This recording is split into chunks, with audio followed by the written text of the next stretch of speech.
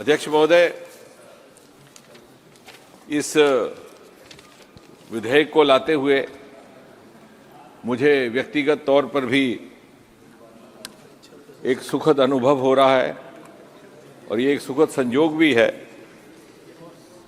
कि हम हाल ही में जब इस नए सदन में आए तो इस भव्य भवन में शिफ्ट होने के उपरांत आपकी अध्यक्षता में और इस पवित्र सोंगल की को साक्षी मानते हुए जो सबसे पहला विधेयक सरकार की ओर से सदन में लाया गया था वो भारत की नारी शक्ति और भारत के नारी सामर्थ्य को समर्पित था। और आज इस भवन में होने वाले इस दूसरे ही सत्र में ये जो विधेयक लाया जा रहा है एक बार फिर आपकी अध्यक्षता में तमिलनाडु से लाए हुए इस पवित्र सोंगल की उपस्थिति में प्रस्तुत किया जा रहा है। और ये विधेयक भारत की युवा शक्ति, भारत की युवा सामर्थ्य को समर्पित है। ये बात मैं इसलिए भी कह रहा हूं और इसलिए भी महत्वपूर्ण है कि ये दोनों ही वर्ग प्रधानमंत्री श्री नरेंद्र मोदी जी के नेतृत्व की सरकार की प्राथमिकताओं को दर्शाते हैं। हम सब जानते हैं, प्रधानमंत्री मोदी कई बार कह चुके हैं कि समाज में चार ही जातियों को जानते हैं, महिला, युवा, किसान अथवा अन्नदाता और गरीब। और आने वाले 20 वर्ष में प्रत्येक नागरिक की भूमिका 2047 के शताब्दी भारत के निर्माण के लिए जहां अनिवार्य रहने वाली है, वहां जहां एक के बाद एक महिला केंद्रित सुधार लाए गए, योजनाएं लाई गई, जहां तक आज के विधेयक का संबंध है, हम ये कह सकते हैं प्रमाण सहित कि गत 10 वर्षों में युवा केंद्रित जितने भी प्रावधान लाए गए, विशेषकर युवाओं को सरकारी नौकरियों में नियुक्तियों को लेकर के या फिर उच्च शिक्षा संस्थानों में उनके चयन को लेकर के, उन सारी प्रक्रियाओं में किस प्रकार पारदर्शिता हो, किस प्रकार प्रत्येक युवा को अपनी प्रतिभा, अपनी योग्यता, अपने परिश्रम के अनुकूल अवसर मिले, किस प्रकार एक लेवल प्लेइंग फील्ड रहे कि वो समाज के किसी भी वर्ग से आता हो, उसकी आर्थिक दशा कुछ भी हो, उसे दूसरे उम्मीदवार के बराबर मौका मिले। और वही लोकतंत्र की परिभाषा है कि प्रत्येक युवा को ये स्वप्न देखने का साहस हो, वो किसी भी पद पर आसीन हो सकता है, किसी भी शिक्षा संस्थान में अपनी किस्मत बनाने के लिए अपनी याचिका दे सकता है, परीक्षा में बैठ कर के उत्तीर्ण हो सकता है।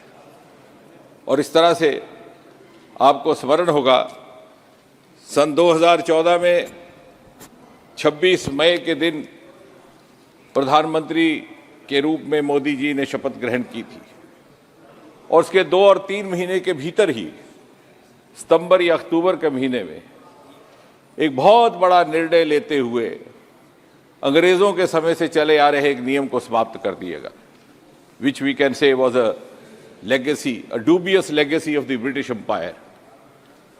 हमारे नौजवानों को अपने दस्तावेज, अपने डॉक्यूमेंट्स, अपने सर्टिफिकेट गेस्टेड अफसर से अटेस्ट करवाने पड़ते थे। वैसे तो ये नियम आज़ादी के तुरंत बाद समाप्त किया जाना चाहिए था, परंतु शायद विधाता को ये मंजूर था कि मोदी जी इस देश की बागडोर संभाले और फिर इस कुताई की पूर्ति हो। और ये नियम समाप्त करते ही न केवल युवाओं को सुविधा मिली, बल्कि एक बहुत बड़ा संदेश गया देश के कोने कोने में कि अब भारत में एक ऐसी सरकार आ चुकी है, एक ऐसे प्रधानमंत्री जिनको इतना कॉन्फिडेंस है कि वो अपने देश के नौजवानों पर विश्वास कर सके। कोई ज़रूरत नहीं कोई नौजवान अपने दस्तावेज किसी और से प्रमाणित करवाए। फिर उसके कुछ ही देर के बाद 15 अगस्त के दिन स्वतंत्रता दिवस के संबोधन में लाल किले के परिसर से प्रधानमंत्री मोदी जी ने आह्वान किया था, क्या ये संभव है कि सरकारी पदों की नियुक्तियों में इंटरव्यू की प्रथा को समाप्त कर दिया जाए? जो अक्सर ये शिकायतें आया करती थी कि कई बार 100 अंक लेकर के भी रिटर्न में कोई उम्मीदवार विफल रह जाता और पक्षपात के चलते, भाई भतीजावाद के चलते, भ्रष्टाचार के चलते कोई और उम्मीदवार जिसकी मदद करने की इच्छा रहती या षड्यंत्र रहता, उसको इंटरव्यू में ज़्यादा अंक दे करके नौकरी उपलब्ध करवा दी जाती या फिर शिक्षा संस्थान में दाखिला दे दिया जाता। मुझे कहते हुए खुशी भी है और गर्व भी है कि प्रधानमंत्री जी की इस घोषणा के तुरंत बाद डीओपीटी विभाग ने फास्ट ट्रैक की प्रक्रिया चलाई। मात्र 3 महीने के भीतर हमने इस प्रक्रिया को संपन्न किया और 1 जनवरी 2016 से देश भर में यह सर्कुलर जारी कर दिया गया कि अब इंटरव्यूज़ की प्रथा समाप्त कर दी जाएगी ताकि हर उम्मीदवार के लिए एक लेवल प्लेइंग फील्ड रहे। साथ ही साथ अधिकतर इम्तहान अब ऑनलाइन होने लगे, कंप्यूटर बेस्ड होने लगे ताकि पारदर्शिता सुनिश्चित की जाए। अवधि काल भी कम कर दिया गया, टाइम बाउंड तरीके से परीक्षाएं होने लगी। एक ज़माना था स्टाफ सिलेक्शन कमीशन की परीक्षा की प्रक्रिया लगभग 2-2 साल तक चलती रहती, उसका अवधि काल घटा करके अब 7, 8, 9 महीने हो गया और प्रयास जारी है कि उसे और कम कर दिया जाए ताकि हर युवा को समय पर अवसर मिले अपनी किस्मत आजमाने का। और अभी हाल ही में प्रधानमंत्री मोदी जी की ही कल्पना से रोजगार मेले का एक क्रम शुरू हुआ ताकि जो रिक्त पद रहते थे, कई साल नियुक्तियां नहीं होती थी, वैकेंसीज खाली रहती थी, बच्चे ओवर एज हो जाया करते थे हमारे नौजवान, ऐसा दृश्य देखने को ना मिले। रोजगार मेला में 50-50 हज़ार, 60-60 हज़ार, 70-70 हज़ार एक साथ नियुक्ति पत्र जारी करने का क्रम शुरू हुआ। रुकी हुई प्रमोशंस को बल्क प्रमोशंस देकर के चलाया गया। कई बार बड़ा दर्दनाक दृश्य देखने को मिलता कि जिस पद पर नियुक्त होता है कर्मचारी उसी पद पर सेवानिवृत्त हो जाता, उसे उसके साथी फेयरवेल देते लेकिन उसके दिल में यह दर्द रहता कि उसको एक भी प्रमोशन नहीं मिला। और इसी भाव को, इसी सिलसिले को आगे बढ़ाते हुए आज इस विधेयक की आवश्यकता पड़ी है। कुछ एक समय से एक नई परिस्थिति ने जन्म लिया है। आपने देखा एक के बाद एक देश के भिन्न भिन्न भागों से इस प्रकार के समाचार आ रहे हैं। कहीं कोई मैल प्रैक्टिसेस हुई, कहीं पेपर लीकेज हुआ, कहीं इम्पर्सोनेशन हुआ, कहीं पेपर बाहर लेकर के सॉल्व हुआ।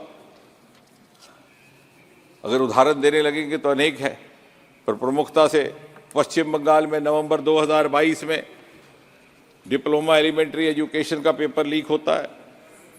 उसी प्रदेश में फरवरी 2023 में अंग्रेजी का क्वेश्चन पेपर रिलीज होता है और उसी प्रकार school service commission West Bengal का भी पेपर रिलीज होता है। दिसंबर 2022 में टीचर रिक्रूटमेंट स्कैम राजस्थान में पाया जाता है और फरवरी 2022 में Rajasthan eligibility exam for teachers, उसमें भी गड़बड़ पाई जाती है और इम्तहान दोबारा करना पड़ता है।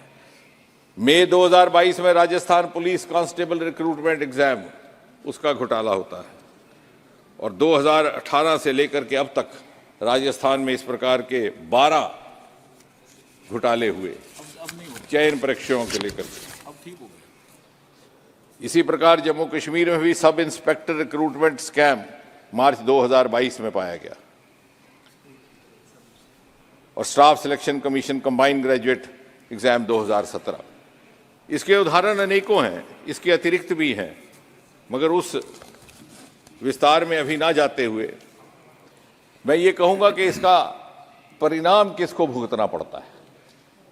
बहुत से योग्य बच्चे जो मेहनत के साथ, तैयारी के साथ, माता पिता के हार्ड अर्नड पैसे के साथ तैयारी करके परीक्षा देने जाते हैं, उनके साथ नाइंसाफी हो जाती है।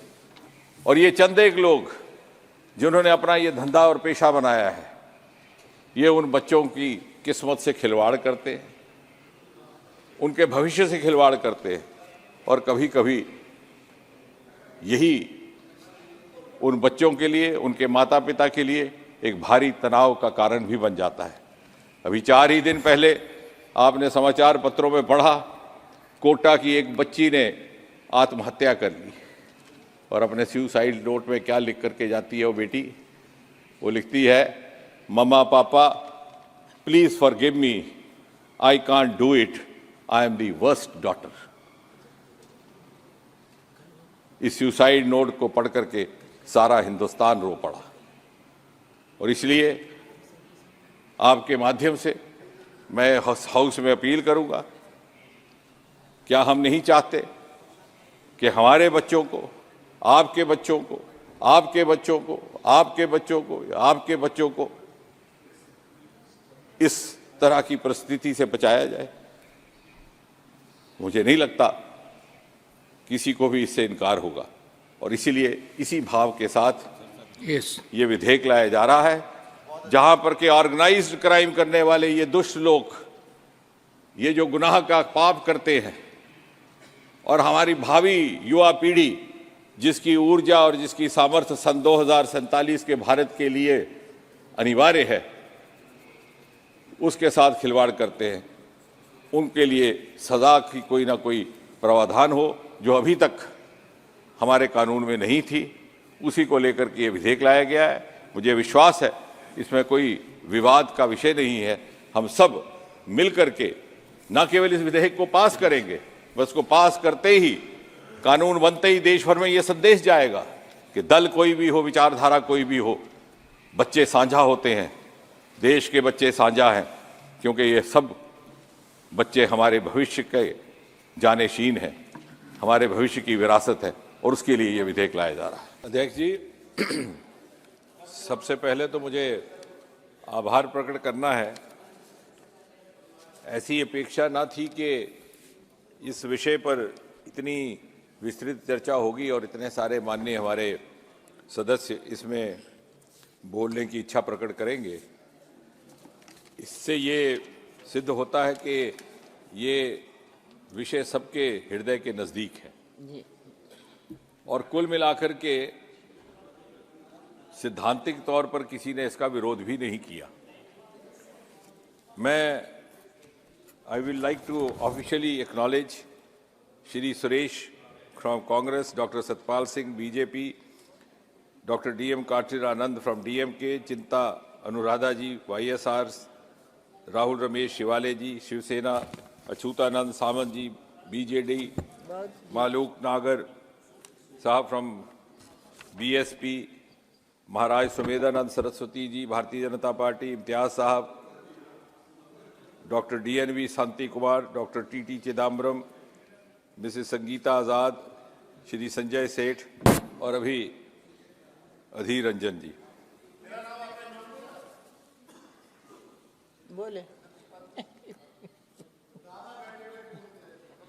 रूडी जी हमारे गुरु भी हैं और सदा हमें गाइड भी करते रहे, इसलिए इनका नाम मेरी जुबान से लेना छोटे मुंह बड़ी बात हो जानी थी। दादा का नाम ले लीजिए, दादा का नाम ले लीजिए। जैसे एमके रामचंद्रन हैव स्पोकन नहीं है, ये फिर से आ रहा है। No, this is also a healthy sign, Dada, that everybody wants his name to be included and associated with this legislation. So it gives me tremendous amount of encouragement. Thank you, sir. Thank you. Now the point, sir, is, as I said in the morning, I hope we'll carry forward this legislation in the same spirit. This is above politics.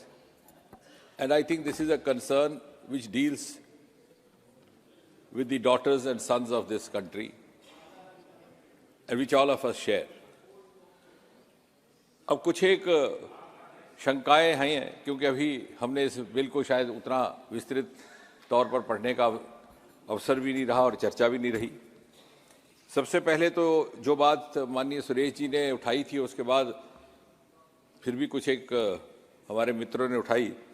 सबसे पहले तो मैं ये स्पष्ट कर दूं कि the student और the candidate does not fall in the purview of this legislation. कहीं ऐसा संदेश ना जाए कि किसी उम्मीदवार को, चाहे वो जॉब एस्पिरेंट है, चाहे वो किसी उच्च संस्थान में दाखिला लेने के लिए कैंडिडेट है या उम्मीदवार है, उसको किसी तरह से हैरेसमेंट में डाला जाएगा, तंग किया जाएगा। ये लेजिस्लेशन या कानून उन लोगों के विरुद्ध लाने का प्रयास हो रहा है जो इस परीक्षा प्रणाली के साथ छेड़छाड़ करते हैं या इसमें किसी तरह का अपराध करते हैं। दूसरा, ये कहा गया कि federal, I think under prime minister Modi we have always tried to follow the spirit of cooperative federalism. So we have gone one step beyond, and it will not be right to say that there is any attempt to centralize this entire system. जब हम सबका एक ही concern है तो centralise की क्या बात है। मैंने सुबह भी कहा था, क्या हम नहीं चाहेंगे कि हमारे बच्चे या आपके बच्चे या आपके बच्चे या आपके बच्चे या आपके बच्चे उस स्थिति से गुजरे जैसे वो बिटिया गुजरी जो लिख के छोड़ गई कि मम्मा पापा I am the worst daughter in this world. तो फिर कहाँ आया सेंट्रलाइज। वो कहते हैं कि खड़ा है दर्द का रिश्ता तो फिर जुदाई क्या। जहां दर्द से हम जुड़ रहे हैं वहां जुदाई की कोई गुंजाइश नहीं, राजनीति की कोई गुंजाइश नहीं। एक बार बात कही गई है और वो एक सकारात्मक सुझाव है कि अगर कोई परीक्षा रद्द कर दी जाती है तो फिर उसको जल्द अज जल्द करने का प्रयास किया जाए। I think this is a suggestion which is well taken. और इनका कहना है कि बच्चों का साल ज़ाया जाता है। अब उसमें होता क्या है कि अलग अलग परीक्षाएं जब रद्द होती हैं तो अलग अलग कारणों से, कहीं सीबीआई की इंक्वायरी है, कहीं किसी और तरह का एजेंसी या संस्था और इसकी जांच कर रही है, तो इसलिए चाहते हुए भी कोई समयबद्ध सीमा रेखा बनाना प्रत्येक परीक्षा की स्थिति में संभव नहीं रहता। लेकिन हाँ, प्रयास हमारा भी यही रहेगा और सबका रहेगा और जो एग्जाम कंडक्टिंग एजेंसीज है उनका भी रहता है। और उसके दायरे में वो सारे अदारे आ जाएंगे जो डायरेक्टली इनडायरेक्टली जुड़े हैं, चाहे संस्थाएं हैं चाहे वो कोचिंग सेंटर हैं। सतपाल जी ने ठीक कहा कि लाखों की संख्या में अब ये परीक्षा में हमारे उम्मीदवार अपीयर होते हैं। स्टाफ सिलेक्शन कमीशन में 50, 60, 70 लाख। और इसलिए ये भी एक कारण हो सकता है कि शायद अभी व्यवस्थाएं धीरे धीरे उस तरह से विकसित हो रही हैं।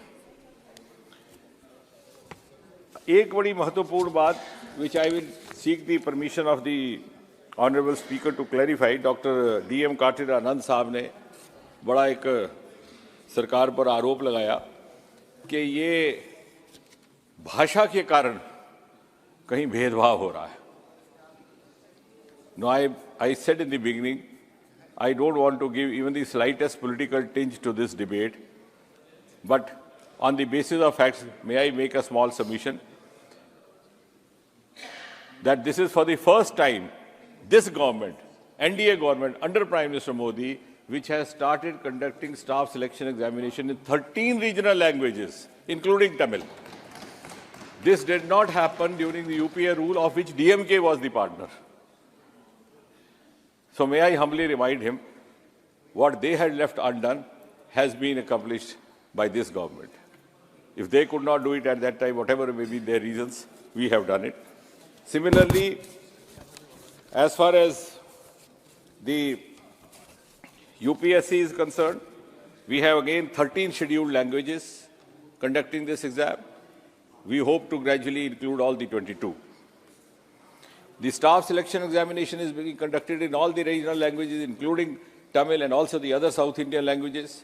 और मैंने सुबह कहा था कि मेरा सौभाग्य कि इस तमिल संस्कृति के प्रतीक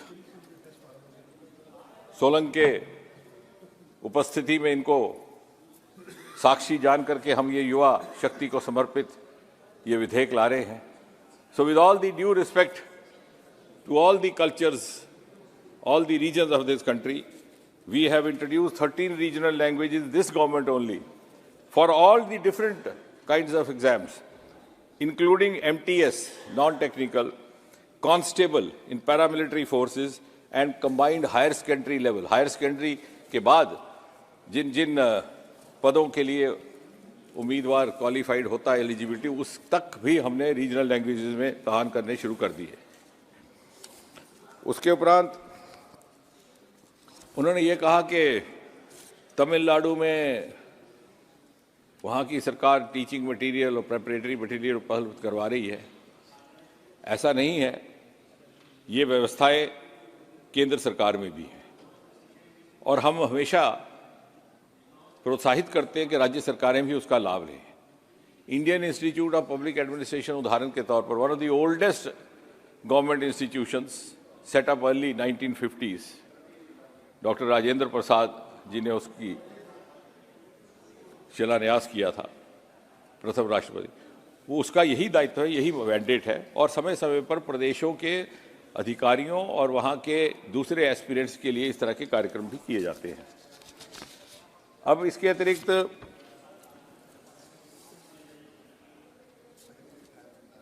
मालूक नागर साहब ने एक बात कही कि बॉर्डर विलेजेस की विशेष चिंता की जानी चाहिए।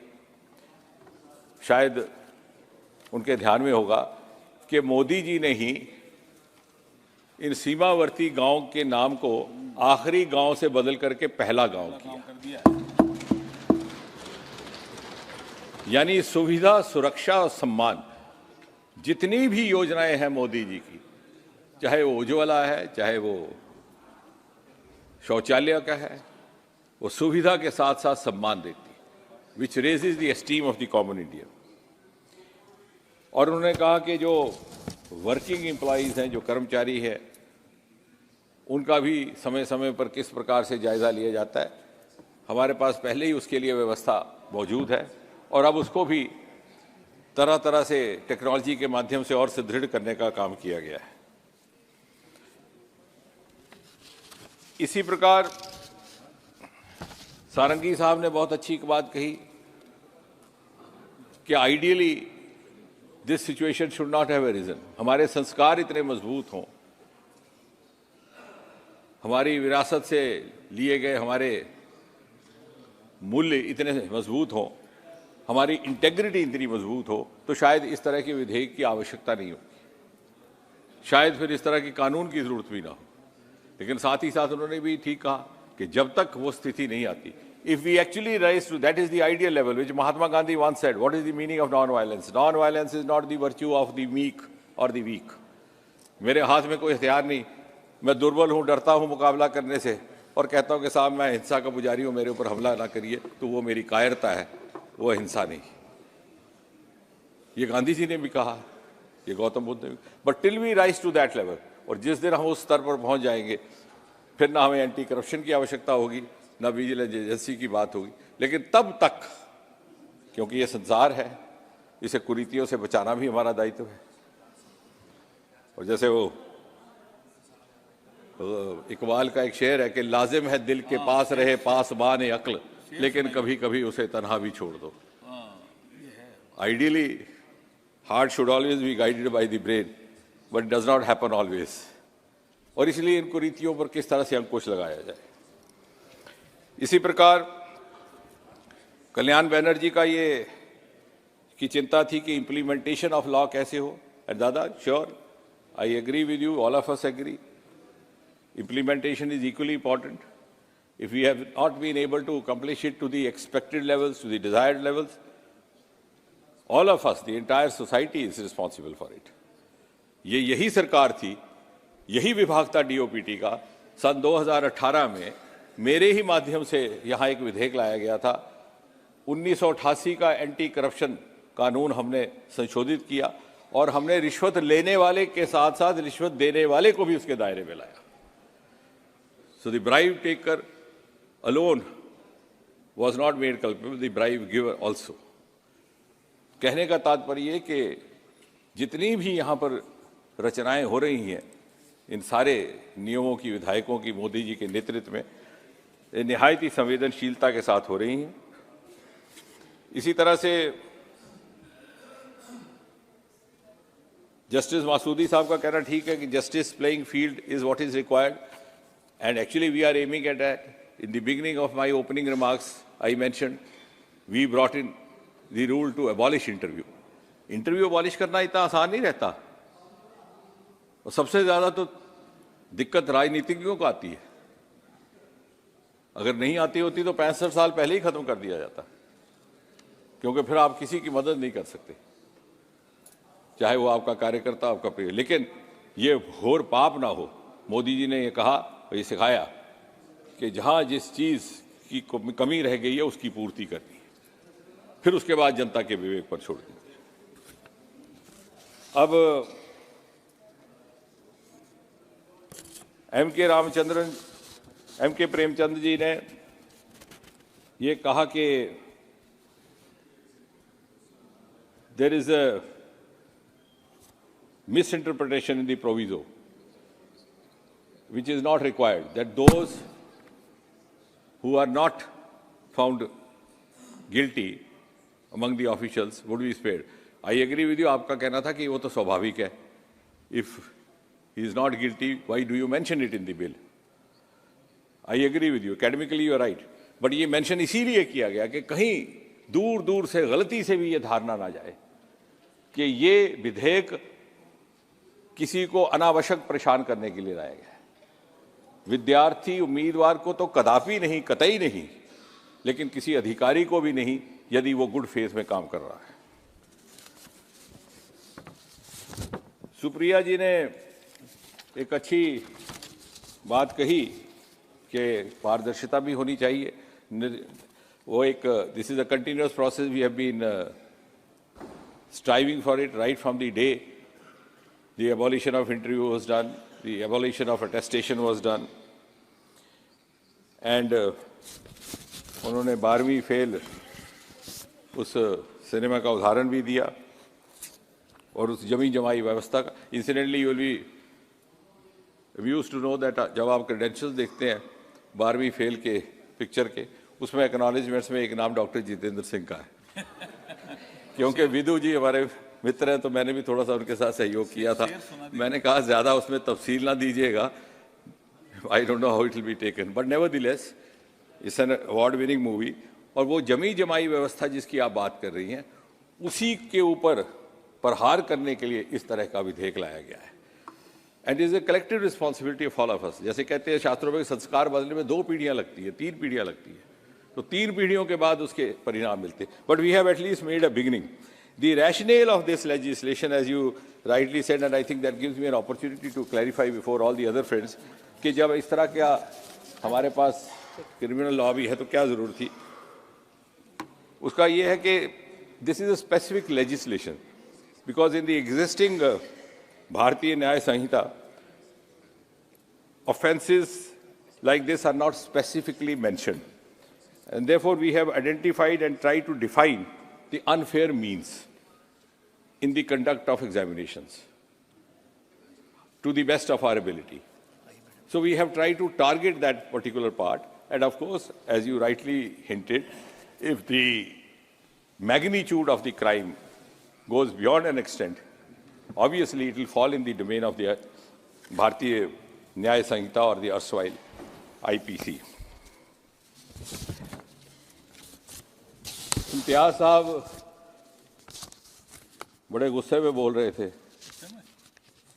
तो वो कह रहे थे, वो गिनवा रहे थे वो सूबे जहां जहां के नाम नहीं लिए गए, तो कहने लगे वहां पर भी इस तरह का होता है। ऐसा नहीं होता, महाराष्ट्र में भी होता है।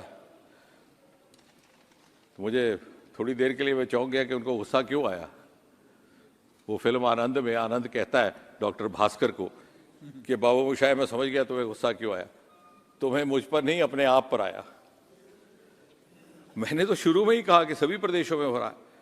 और अधीर रंजन जी ने पढ़ा सुबह डॉक्टर सत्यपाल ने भी पढ़ा वो समाचार पत्र कि 15 प्रदेशों में इस तरह के 15 सूबों में इस तरह की घटाई हुई।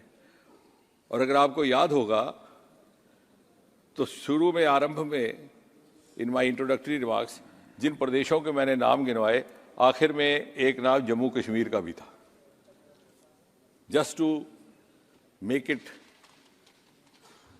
Evident that this is a menace, this is a problem being confronted by different। हाँ, कहीं कहीं जहाँ व्यवस्थाएं कम हैं, प्रशासनिक अभाव है। अब राजस्थान में एक के बाद एक घोटाले होते रहे, अब उसका जवाब तो राजनीति की देना होगा, और लोगों ने उसका जवाब दे भी दिया, और सरकार बदलने के बाद वो बंद हो गए।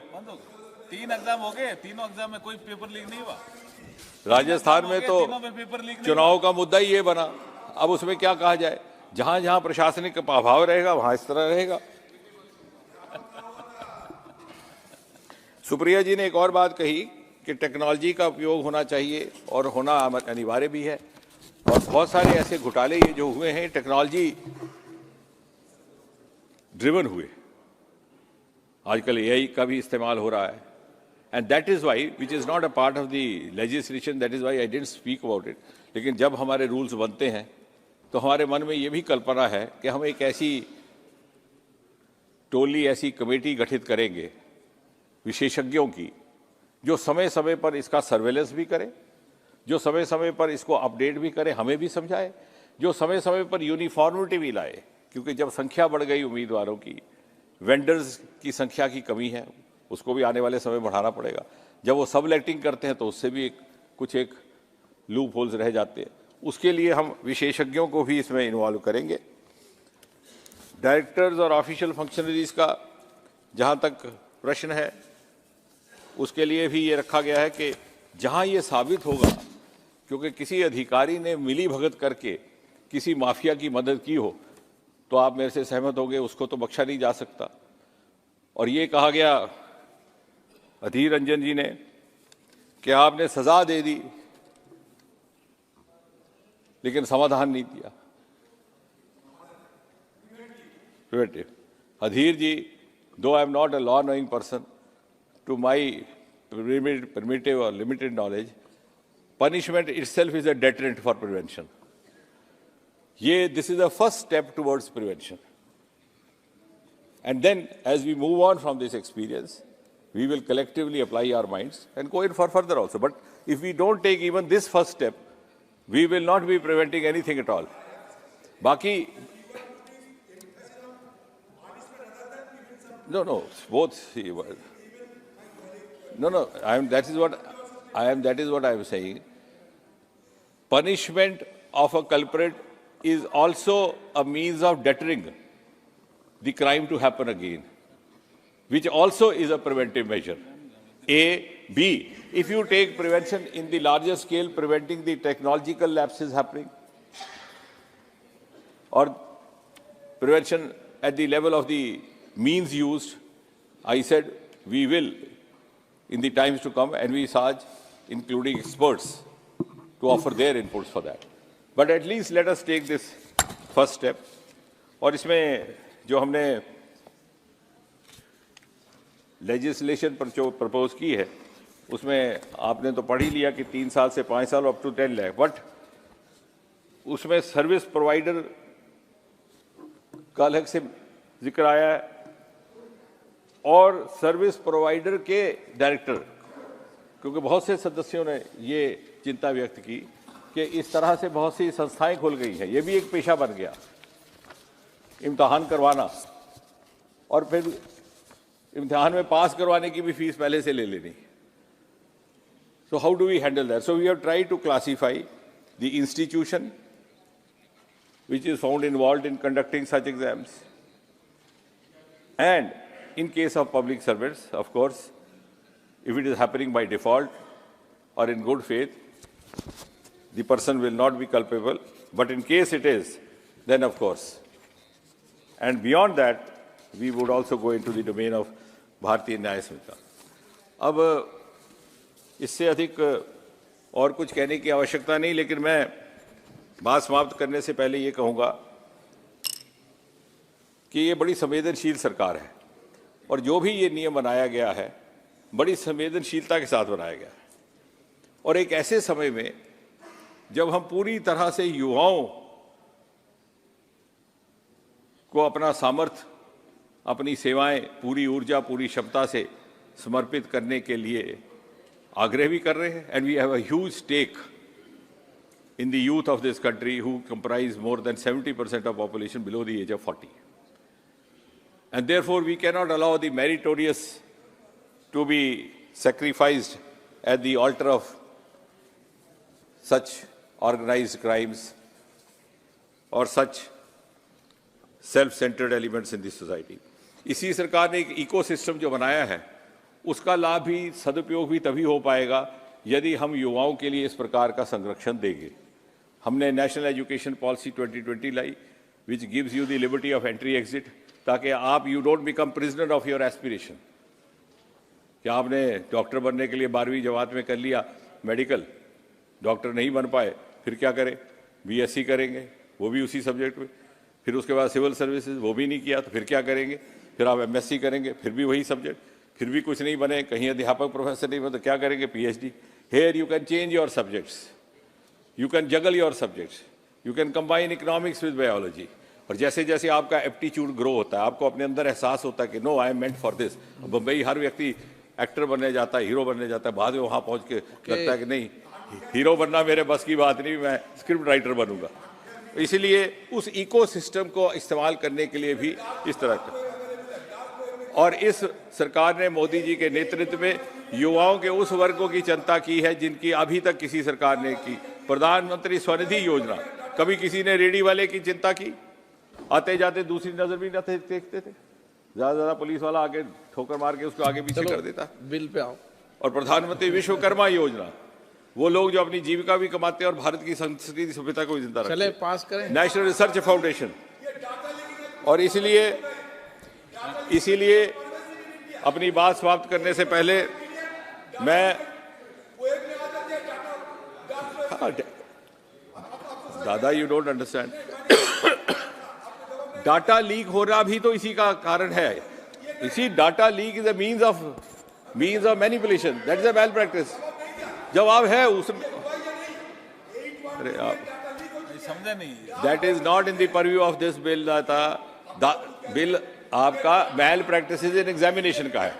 सो data leakage as a malpractice in examination is also under the purview of this bill. Bill नहीं है. अच्छा, आप भटक रहे हैं विषय से. अगर मैल प्रैक्टिस में डाटा लीक होता है तो वो भी इसके दायरे में आता है.